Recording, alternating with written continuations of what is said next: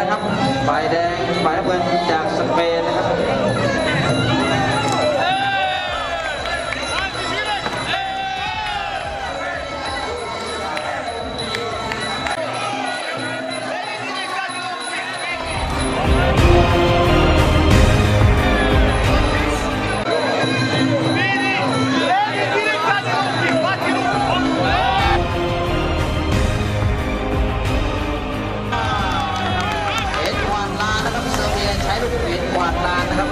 หมุนเป็นลูกทางเลยนะครับสเปน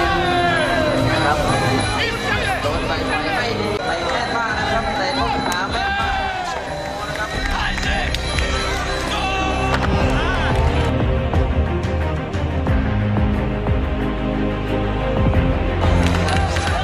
โดนโทษเอาก็สเปนไปครั้งนะครับ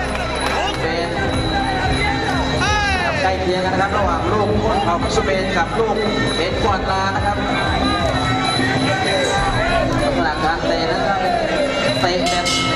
ถอนรากถอนโคนมันเราจะเรียกว่าโคตรเขาพัส